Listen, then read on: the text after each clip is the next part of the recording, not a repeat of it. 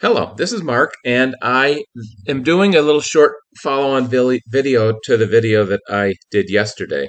Yesterday, I showed you a little study, a little analysis that I did on 1971 Sports Illustrated Baseball, taking a look at how close the pitchers in the game represent the pitchers that really pitched in 1971 and what their performance was in 1971. So I looked at the Baltimore Orioles pitchers, and the first thing I did was construct a average batter that the Baltimore Orioles pitchers would face in Sports Illustrated Baseball game.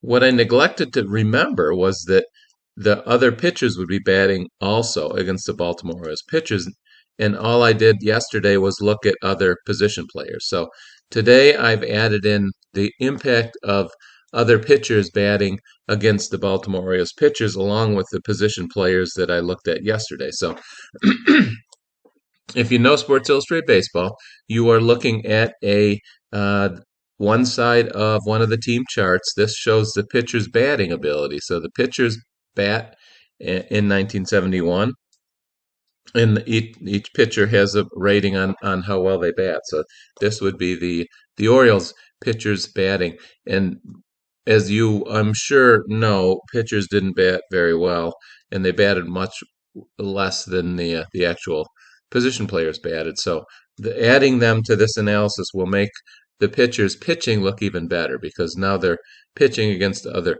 position players and they're also pitching against the batters. So let me show you what I did. I I first pulled out from Sports Illustrated Baseball game itself the pitcher's batting abilities. And I ignored the pitches that batted less than 30 times because I thought they would kind of skew everything.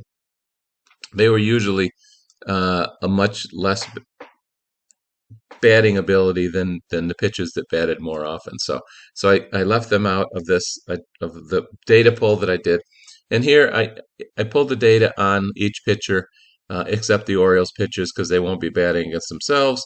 And what I pulled out was out of the 216 possible dice rolls in Sports Illustrated Baseball, how many dice rolls would the pitcher have when the pitcher got a hit, a homer, a walk, an error or out, or a strikeout? So in Ray Culp's case, if you rolled all 216 type rolls that you can do in the dice, 26 of them would be hits, 65 of them would be ground outs, flyouts, or errors, and 125 would be strikeouts. And I did that for all the pitchers in the American League except Baltimore pitchers that batted 30 or more times. So these are all the pitchers. I'll scroll all the way down to the bottom. And then down here at the bottom, I just averaged them up. So there's like 56 pitchers, I think, something like that, that batted 30 or more times. And on average, they would have 31 hits. They would have one home run. They would have 113 that were outs, and they would have 72 that were strikeouts. And I also looked at the total number of at-bats of pitchers that weren't Baltimore pitchers, and it turned out to be 4,315 in 1971. That's a real number from 1971. Everything else is from the game. So then I went to the batters, and here's what I showed you yesterday. I figured out what an average batter looked like, and this is what it was right here. That this line here was an average batter against the Baltimore's pitchers, against Baltimore's left-handed pitchers. So what I had to do was add in the impact of the pitchers batting. And that's what this row here is, the 31.9. These numbers here are the pitchers' results when they're batting. So I normalize that with pitchers at bats against left-handed pitchers. So the average batter that would bat against the left-handed pitcher of Baltimore would look like this last row that I'm showing you right now. 52.5 dice rolls would be a hit, 0.7 would be a walk, 131.6 would be an out of some type except a strikeout, and that strikeout would be 31.2. So you can see that adding the pitchers in reduced the hits and increased the strikeouts, which anyone would probably guess that would be the impact of that. So now I go to the pitchers analysis, and I'm going to go up a little bit here is what I changed. These things right here. Batters against the Baltimore left-handed pitcher and batters against the Baltimore right-handed pitcher. These numbers are a little bit different than what I had before because now they have the pitcher's batting impact in there. So their hits are lower, their strikeouts are higher, their other outs are about the same, and their walks are about the same. So now I go down here, and what I changed in this area is the batter results. So 23.15% of the times that a batter comes up against Mike Ware in the game, Mike Ware is the one who determines the outcome. The other 77%, the batter determines the outcome. And this, using the average batter versus a left-handed pitcher, and 77%, this is how much the batter would impact an average at bat. Here's how much Mike Ware would impact an average at bat. And then I add the two together, and I get this.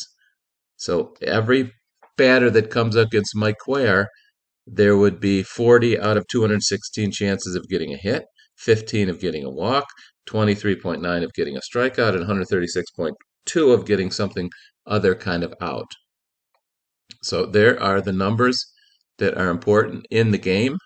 As close as I can figure, this is what would happen against Mike Ware. Now let's go look down here, compare these numbers to what they actually did in 1971, the real 1971, and here it is. Let's look at Jim Palmer, because that's what we were looking at before. So in 1971, Jim Palmer had a batting average against of 221. So all the batters that batted against Jim Palmer batted 221 in real life. In the game, however, all the batters that bat against Jim Palmer bat 202. So Jim Palmer is a better pitcher in the game than he was in real life, just as we saw before. Everything is about the same here. What adding the pitcher's batting into it lowered the batting average against in the game by about 0.007, and it raised the game strikeouts by about 1.5%. So you can see that Palmer batting average against shows Palmer a better pitcher in the game than in real life, shows McNally better in the game than real life, and Cuellar better in the game in real life. Reichert worse in the game in real life, but in general, the Baltimore pitchers are better in the game than they are in real life. I don't know about all the other teams. I'm guessing that there would be some that would be better. I'm guessing there'd be more that would be better than not. So that's just my guess. I'm not going to do this for all the other teams. For strikeouts, there were a few pitchers that needed more strikeouts in the game. Pete Reichert, Pat Dobson, and Tom Dukes all struck out a lot more in real life than in the game. So that's something that was off a little bit. And then walks were pretty close. Walks were easy for them to do because in the game, almost all walks are determined by the pitcher. The pitcher gets to roll the dice first, so it's easy to figure out, well, if the pitcher walked 10% of the batters in real life, you just make 10% of that first roll be a walk, and you got it. So that's my update to my little study that I showed you yesterday, and hope you enjoyed this. And this will be the end of my analyzing Sports Illustrated Baseball, because I think I did enough to satisfy myself, and I don't want to do any more. So there you go. Have a wonderful day.